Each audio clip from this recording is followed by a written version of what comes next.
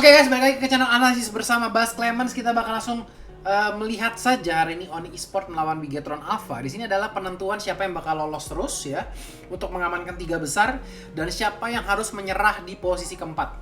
Bigetron Alpha di sini bakal nge-ban Carmilla dan juga Parsia. Sementara Onyx bakal ban Selena sama Natalie ya, 2 hero yang kemarin hampir selalu di-ban. Grok bakal menjadi pilihan utama. Cecilion di sini masih terbuka guys ya. Cecilion menurut gua kayak hero yang rese banget sih buat di late game. Jadi walaupun kayak menurut gua kalau potensi kalian punya Cecilion itu guys ya, kalau kalian di awal-awal itu istilahnya tuh agak ketinggalan, itu peluang untuk comeback itu besar dengan menggunakan Cecilion menurut gua. Emang walaupun awal-awal nggak terlalu kuat-kuat gimana, tapi guys ya, satu momen aja guys ya, Sanguin Claw-nya itu bisa kenain core musuh, itu bakal menjadi kayak jackpot banget buat tim yang memegang Cecilion.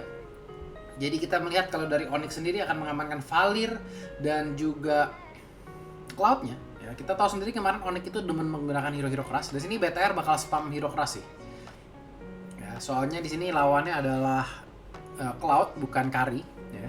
Jadi mereka bakal nge-spam hero-hero keras. Mungkin Johet di sini masih terbuka lebar, Digi juga masih terbuka lebar kalau misalkan pengen ada proteksi lebih. Onyx sendiri kemarin emang suka bermain 3 match ya. Jadi kita akan melihat di sini tanpa adanya Esmeralda, anti match tentunya tidak akan bisa menggunakan match lagi guys ya. Karena kemarin emang udah banyak yang bilang, "Bang, kenapa anti match pakai match ya?" Ya, gimana lagi guys ya. Namanya dalam keadaan seperti ini, ya semua hero harus bisa dimasukin. Dan Tamus yang akan menjadi pilihan dari tim Onyx Esports ya, sepertinya untuk memberikan rusuh juga, untuk hajar-hajaran sama Esmeralda juga. Dan akan ada masuk sesi ban sekarang. Kalau BTR pengen nge-spam hero-hero keras di sini, mungkin adalah ide yang baik untuk nge-ban Karinya ya. Maksudnya kalau misalkan Onyx pengen nge-spam keras-keras, ya itu ban Kari juga masih boleh banget. Sementara di BTR sekarang udah aman sebetulnya kalau mereka pengen ngambil Johet lagi. Ya soalnya ini secara Onyx itu pakai Cloud ya, nggak pakai Kari. Dan Karinya tentu bakal di-ban sama Onyx Esports dan akan meninggalkan BTR yang gue penasaran banget dengan permainan Lancelot-nya di sini ya. Karena dari kemarin tuh apa ya, gue bisa bilang kayak mungkin dari 5 game gue ngelihat Brands itu main 3 game pakai Lancelot. Jadi kayak penasaran banget apakah Lancelot-nya bakal keluar. Dan ini adalah kesempatan terakhir sih ya. Ini adalah game terakhir, game penentuan di mana dia udah masuk lower bracket. Jadi kalau sampai kalah lagi ya dia bakal gugur. Jadi ini mau nggak mau mereka harus mengeluarkan semua senjatanya. KYY pakai Kagura kah? Dan juga kita lihat ya ada Digi. Masa hyper carry-nya Esmeralda nih? Seriusan? Dan Warlord, Digi dan juga Roger. Oke, jadi Roger di sini sepertinya akan dimainkan sama seorang Brands. Apakah ini salah satu senjata rahasia dari tim BTR? Sepertinya mereka udah tos-tosan guys ya. Udah mungkin mereka happy dengan draftnya untuk sekarang ini. Kita akan melihat last pick daripada tim Onyx apa yang akan dipilih ya, karena secara di sini melee semuanya ya bisa dibilang cuma Digi doang yang range. Hylos apakah akan menjadi pemilihan hero yang tepat di sini buat memberikan efek slow rame-rame? Atlas menurut gue bagus sih. Oke, ternyata di sini lebih pilih Hylos. Kalau gue sih lebih feeling ke arah Atlas ya sebetulnya ya. Tapi ini cukup baik sih kalau mereka pengen, karena tahu ya bahwa musuhnya tuh melee semua. Roger juga kebanyakan bakal dalam saat tim fight itu bakal dalam mode beast-nya, mode serigalanya. Jadi Hylos merupakan pemilihan tepat, walaupun menurut gue kayaknya Atlas bakal lebih efektif di sini buat ngasih sisi-sisi. Jadi gitu aja analisis draft pick-nya, kita langsung tanpa panjang lebar masuk ke dalam in game-nya. Oke guys, kita lihat di sini ya, jangan lupa juga di sini kita punya Udil guys ya, yang kali ini akan bermain. Kemarin melawan RRQ Udil nggak turun ya, apakah nanti, gue penasaran sih sebetulnya, gue pengen Onyx mungkin lolos di sini supaya mereka bakal ketemu lagi mungkin sama EVOS atau RRQ. Apakah Udil akan turun atau enggak nantinya? Apakah ini yang sebetulnya yang dinamakan line up terbaik daripada Onyx? Udil di situ berhasil mendapatkan poin penting ya. Rasi ngebukain map dengan sangat baik. Udil nge-flame shot tepat waktu juga, karena di sini kita tahu si Brands juga nggak punya yang namanya retribution. Jadi di sini early game Onyx benar-benar manuver ya dengan sangat baik. COW akan mencoba mendapatkan blue buff-nya untuk sekarang. Anti match bakal bermain-main dengan jungle di situ ya, mau motong tapi kayaknya nggak mau motong si Uranusnya, lebih memilih untuk dapetin jungle terlebih dahulu. Bakal dimalingkah sama seorang Bravo di situ ya, nggak kelihatan itu guys siapa yang dapat. 3 orang berjalan di tengah, Hylos, Cloud dan juga Valir. Tamus akan buy one sama seorang Esmeralda, Warlord. First blood didapatkan, Valir di situ, Onyx mendapatkan poin. Lagi-lagi setelah merusuh buff merah, terus ditambah dengan 1 kill, Udil di sini benar-benar make a play banget buat tim Onyx ya guys. Jadi kayak gue nggak ngerti sih kenapa kemarin Onyx itu tidak memberikan kesempatan kepada Udil, atau mungkin Udil yang nggak main ya, nggak mau main. Jadi kita juga masih bingung karena menurut gue di sini Onyx itu kemarin lack of damage magical yang nggak tersedia kemarin ya, dengan dimaininnya Psycho ya, dan dimainin siapa lagi kemarin, anti mage, Sasa, Psycho, sama Rasi, sama itu ya, nggak ada yang main magicalnya, nggak gitu greget gitu ya. Udil di sini menurut gue tetap menjadi pilihan terbaik karena dia emang mahir banget bermain Parsha, main hero-hero seperti ini. Warlord di sini bakal kalah sepertinya, bakal buy one sama seorang Sasa, dan Sasa di situ benar-benar nungguin aja ngasih damage, bukan ngasih damage, dia kasih hit terakhir ke arah cewek ya. Jadi kelomangnya didapetin ceweknya semakin cepat kaya, dan Cloud itu kalau udah kaya guys ya, enak ya masuk ke belakangnya. Brans masih struggling banget di sini walaupun dia menggunakan kayak Roger ya, hero yang salah satu dengan armor terkeras ya untuk MM. Karena dia juga hanya bukan MM ya, dia tuh slash fighter. Jadi wajar kalau dia kuat. KYY bakal kena kill. Bravo di sini udah nendang, apakah bakal dimajuin terus? Cewek masih ragu-ragu di situ ya. Ultimate udah dibuka sama Rasi, tapi sepertinya decision makingnya di situ hanya tetap nggak mau memberikan ini guys ya, lanjutan serangan. Cewek masih ada ulti kah? Masih ada ulti di sini. Brans 1 lawan 4 di situ, cewek langsung ulti, tapi nggak ada yang tahanin badan. Dan kita lihat Dreams ulti pada saat yang tepat. Ada reverse time juga di situ ya. Dan agak sedikit blunder gitu. Ceweknya juga soalnya di sini belum banyak attack-nya. Ya. Masih di menit ketiga. Bahkan menurut gue di sini Raptor Macet aja belum jadi dari seorang cewek. Jadi nggak bisa ya memberikan damage yang cukup untuk masuk ke dalam turret. Brans ya masih mencoba mendapatkan buff merahnya yang di menit pertama tadi langsung udah dirusuh aja sama si Udil dan juga Hylos. Cewek baru mendapatkan Raptor Macetnya di sini. Level 7 melawan level 6. 1 kill melawan 1 kill. Ya Brans juga sudah mendapatkan Raptor Macet ya. Jadi sini bisa dibilang udah lumayan mengejar ya dari seorang Brans sendiri. Dan Onyx akan mencoba untuk mendapatkan turtle buff di sini. Hylos akan ngejagain, Tamusnya harus datang di sini. Anti mage bakal mati di sini kalau misalkan sampai Onyx nggak dapet. Wah, Onyx masih nahanin anti mage di sini, mengandalkan Regennya satu. Waduh ya. 3 orang di situ, sayang banget. Kedatangan Bran sedikit terlalu telat. Coba kalau misalkan dia dapetin tambahan kill di situ lumayan ya, 80 gold bakal diamanin ke kantong seorang hyper carry. Dan di situ cewek menggunakan bayangan pada saat yang tepat ya, sehingga reverse time dari Digi itu nggak sempat ke connect. Dan 2 sama ya. Kita lihat goldnya mulai mendekat ya makin lama di sini. Dan Cloudnya masih belum juga bisa mendapatkan kill di sini daripada seorang cewek. Nah, ini menurut gue sebetulnya ya, kedua belah tim ini kalau misalkan sekarang Onyx gue bilang agak sedikit kurang berani sih untuk bermain agresif. Karena di sini kita lihat dari tadi kayak masih lebih mentingin farming gitu ya, padahal mereka menang di awal. Gua rasa kalau mereka bermain lebih galak ya, mungkin bakal bisa mendapatkan kill-kill pentingnya, terutama Digi itu ya, kalau jadi jalan sendirian itu kayak mungkin lebih gampang buat di take out. Mereka akan bergerak semua di sini ke arah atas ya. Rasi agak sedikit ketertinggalan, dia masih mencoba untuk clearing wave di bagian tengah. Anti mage masuk, ceweknya ditendang, masih ada Purify di situ. Terkena ulti daripada seorang KYY. Brans bakal masuk, kita lihat darahnya semakin dikit ya. Kalau kalian tahu kan, skill daripada si Roger ini pada saat darah musuhnya semakin dikit, dia tuh dapat tambahan movement speed, jadi cepat banget guys. Ya kalau misalkan kalian main Dota tuh kayak Strigil, bacanya Strigil bukan sih guys? Bloodseeker ya. Jadi kayak wah darahnya banyak nih, tinggal kita cakar-cakarin aja, dan skillnya itu sakit banget untuk clearing wave juga. Sasa di sini masih buy one sama seorang Warlord. Kita lihat ada Rasi, ada Warlord, ada seorang cewek juga di sini. Warlord apa yang akan dilakukan? Apakah masih ada ulti? Seperti akan menyerahkan diri saja. Di situ cewek mendapatkan kill level 9, Brans juga level 9, 200. Kedua hyper carry sama ya, dapetin kill 2 biji. Dan masih seimbang di sini. KYY akan langsung ngamanin blade armor terlebih dahulu untuk menahan serangan daripada Cloud. Rasi, ya, Hylos ini udah jarang banget ya. Ini kayak pertama kali gue lihat Rasi pakai Hylos mungkin. Waduh, lagi Regen. Ya, lagi Regen diganggu, tapi tuh Regennya kayak Regen dari Pokemon air guys ya. KYY mencoba untuk memberikan cicilan-cicilan. Rasi harus hati-hati di sini ya, kalau ditendang sama Bravo tuh nggak ada ini guys ya, nggak bakal ada escape lagi dia. Karena di sini sebetulnya kayak Hylos itu ya udah jadi tank berjalan guys ya. Dia tuh samsak yang benar-benar mengandalkan Revitalize, mengandalkan Glorious Pathway.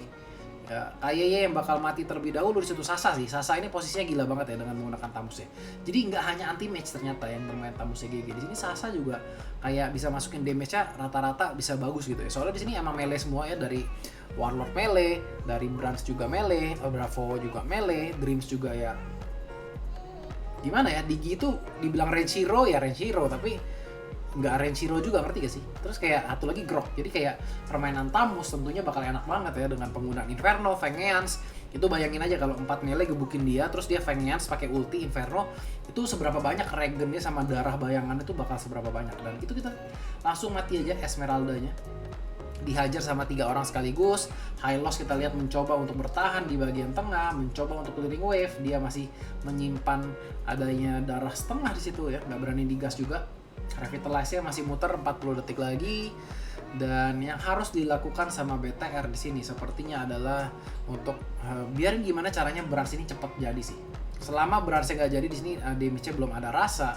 Dan ya emang secara draft pick di sini Onyx mungkin bagus ya karena dia pegang Hylos, dia pegang Tamus, lawannya 4 melee. Dan Chow akan mengamankan BOD di sini. BTR agak sedikit kepres ya di early game ini. Tamusnya bakal enak banget, Hylosnya bakal enak banget di sini. Dia juga menggunakan Revitalize, jadi team fight-nya bayangin aja ya, ini Tamus nyalain Inferno, nyalain Vengeance ya, darah pututunya nambah, darah bayangannya nambah. Terus ada di Revitalize-nya Hylos, udah, itu bakal menggila banget ya. Sementara ceweknya tinggal cari timing yang pas aja buat masuk. Kayeye di sini udah mulai sakit. Digi menyalakan ultinya hanya untuk menyelamatkan seorang Grok. Iya loh, cewek tanpa ragu-ragu langsung masuk. Ia menggunakan Purify. Hanya cewek agak sedikit terlalu nafsu itu guys ya. Itu menurut gua kayak main hyper carry tuh harus dihindarkan tuh kayak gitu-gitu guys ya. Itu bahaya banget menurut gua. Kayak lu nafsu sama satu hero, lu paksain di depan terus akhirnya jadi kayak mendingan lu ngambil turtle gak sih? Kayak ngambil turtle itu kayak suatu objektif yang udah pasti bisa lu dapetin tanpa kayak ada resiko gitu ya. Terus ngambil buff dulu kayak apa dulu kayak tunggu setting up war kayak. Nah kalau kayak gini kan sekarang Onyxnya jadi kayak bingung mau war tapi nggak ada cloudnya. Ada Sasa di situ, Sasanya berhasil mendapatkan turtle dengan sangat baik di situ. Lah ini Sasa dia bisa jadi MVP sih menurut gua. Ya, bukan MVP yang ntar dalam selesai game tuh MVP enggak ya, tapi dari tadi tuh Tamusnya itu emang bener-bener enak banget ya. Emang kayak lawan kayak gini hero Tamus enak, nggak salah pemilihan Onyx itu untuk memilih Tamus di game kali ini dengan adanya ini. Dan terakhirnya dipilihnya Roger lagi ya kebetulan. Jadi Hylos adalah pemilihan yang tepat juga, Tamus pemilihan yang tepat juga. Jadi secara draft emang Onyx menangin draft kali ini. BTR 5 item ROM sama Tamusnya langsung ngamanin Deadly Blade di situ buat mencegah regenerasi daripada Esmeralda sepertinya.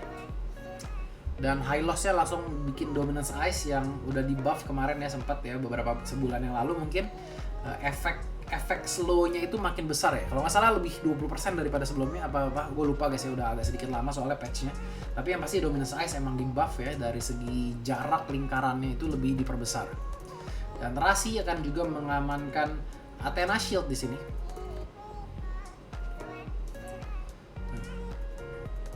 Rasi Athena Shield ya dari brand sendiri. Gua nggak tahu sih kenapa Athena Shield ya guys ya. Padahal damage-nya bisa dibilang hanya dari Warlord aja. Mungkin ada pemilihan hero yang pemilihan item yang lebih tepat gak sih buat Hylos-nya. Dan Sasa di sini akan buy war sama Bravo. Bravo di situ harus lari ya, karena di sini Sasa menggunakan Deadly Blade, menggunakan Bloodlust ya, udah sakit banget. Cewek kita lihat tembakin Bravo. Langsung guys, Branch-nya darahnya setengah, Kayeye nyundul, ya juga langsung di take down gitu aja. Damage daripada seorang cewek sudah terlalu sakit, Rasi bakal langsung masuk ke dalam. Kalian lihat ya efek dari Brilliance Order-nya, Brilliance Order bukan sih namanya?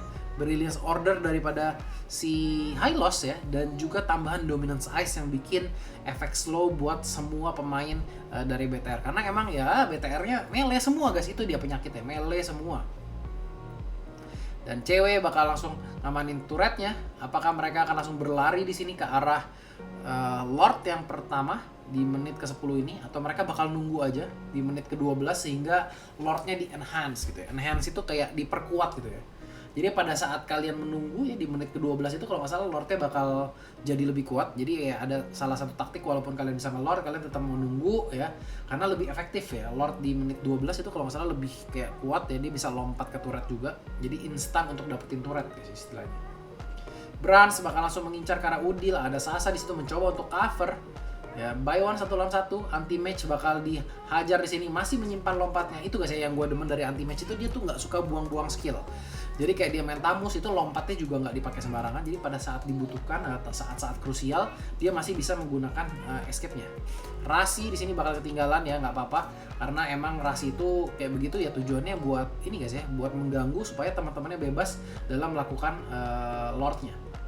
Dan cewek di situ berhasil mendapatkan kill, sudah 7 kill diamankan, sementara Brans masih bertahan di 4-0. Walaupun kayak Brans di sini nggak bisa mati guys ya, tapi dia mau masuk juga mengalami sedikit kesulitan buat masuk ke titik pertahanan dari anak-anak Onyx karena dia punya apa ya? Dia punya Uranus, dia punya Tamus, dia punya Hylos. Itu gimana tembusinnya guys ya? Gimana tembusannya? Udil juga kalau pada saat yang tepat dia bisa menggunakan semburannya guys ya untuk mendapatkan sedikit sisi. Onyx cewek di sini, jangan sampai masuk cewek. Hati-hati kalian pegang Lord di sini. Onyx bakal sepertinya mencoba mengamankan game pertama di sini untuk antara ya. Ini kalau mereka menang 2-0 atau menang 2-1, mereka akan bertemu antara yang kalah antara El Clasico, EVOS atau RRQ. Jadi kalau misalkan Onyx menang di sini mungkin dia mau ketemu RRQ lagi, mau balas dendam. Kalau RRQ kalah, tapi kalau RRQ menang dia bakal harus ketemunya RRQ dengan ngalahin EVOS terlebih dahulu guys. Semua turret sudah diamankan kah? Oh, masih ada di turret bagian atas. Kita lihat anti-mage mencoba untuk ditendang, tapi masih bisa melakukan atau meng-counternya dengan Purify di sini. Turret bagian atas masih coba didorong, KYY bakal dicicil habis-habisan. Warlock lompat hanya untuk clearing wave. Ini bakal digas ya. Ini bakal digas ya. Ceweknya bakal lebih milih untuk pukulin turret tengah ya, dan tersisa 1 gerobak di situ. Sayang banget ada di luar. Bransnya ketinggalan di turret atas. Harus mati guys, ceweknya darahnya sekarat, apakah bakal digas terus? Double kill. KYY mencoba mendapatkan terhadap Onyx cewek, ditendang. Iya, KYY bakal dapat bunuh kah? Nggak dapat juga guys ya. Itu kayak mereka tuh udah mati-matian ya untuk ngedapetin seorang cewek di situ. Tapi tetap aja cewek masih bisa escape dengan darah yang sangat sedikit, dan game pertama bisa dimenangkan oleh tim Onyx Esport. Pergerakan yang baik sekali dari seorang Udil di situ di early game, combo sama Rasi di awal-awal, dan BTR harus lebih bijak sih ya dalam mengambil hero, karena di sini kayak Hylos anti hero melee, Tamus anti hero melee. Jadi mereka tuh udah pakai hero melee semua, tapi terus lawannya begitu. Jadi berat banget buat tim BTR buat bangkit ya. Jadi gitu aja analisis di game pertama. Semoga kalian suka. Jangan lupa tinggalin like, subscribe channelnya, share ke teman-teman kalian, dan kita langsung masuk ke game yang kedua.